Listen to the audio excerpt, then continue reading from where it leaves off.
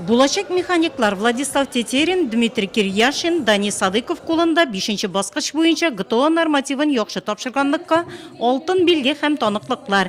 Егетләр Нурлат аграр техникумының 2-нче курс студентлары. Таныклыкларны алар ГТО тестларын тапшыру үзәге, балалар яшүсмерләр спорт мәктәбе җитәкчесе кулыннан алды.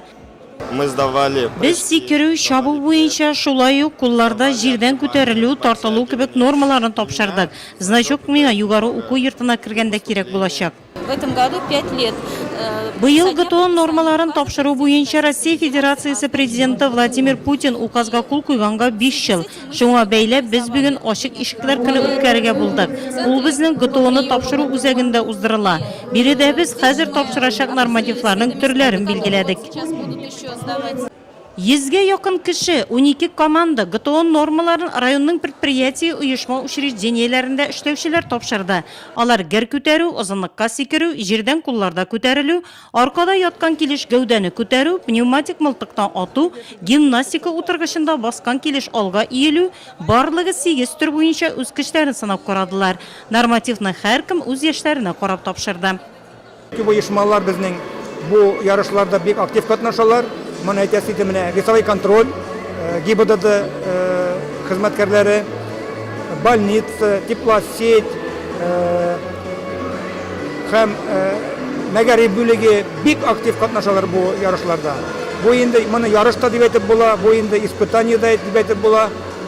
Һәм инде һәркем үзенең яшендә менә бу нормаларны үтәгән чиракта аларга бирелә удостоверение, һәм инде золотой знак или серебряный знак или бронзовый знак. ГТО тапшыруы яшькә карап. Кайбер яшьтә инде 6 төр буенча бирә, кайберсендә 7, кайберсендә 8. Бу инде билгеләнә яшькә карап. ГТО нормасын тапшыручылар арасында Буравик спорт клубына йөрүче өлкәннәр дә бар. Сәламәт булу әйбәт диялар. Шуңа норматив тапшырырга 30-да килгән. Спортзалга йөрим, бассейнга йөрим. Аллага шөкер, давлениелар нормальләште. ГТОны нормально, мне кажется, тапшырабыз, потому что без бит инде хорошо заниматься итәбез ноябрьдән бирле. Мин дине кушалар шуны давай итәбез. Бөтенесендә без формада без уже. Мы пришли почти всем отделам. Без бүтән бүлегебез белән ГТО нормаларын тапшырырга килдек. Яшьләребезгә карамастан барыбыз да спорт формасында. Пенсионерлар, пенсия яшенә җитеп баручылар, яшьләр ГТОны әйбәт тапшырабыз. Атып карадык, җирдән гәүдәне күтәрү буенча нормативны арттырып та җибәрдек хәтта. Пенсионерлар 28 тапкыр ясады күнегенә. Хәзер менә утыргычтан кулларда күтәрелү калды. Көмешне алырбыз дип уйлыйм, алтынга да өмет итәбез. Әлеге ГТО нормалары тапшыруның беренче этабы бу. Үткән ел Нурлат районы буенча 163 кешегә ГТОның алтын, 34 көмеш, 35 бронза билгеләре тапшырылган.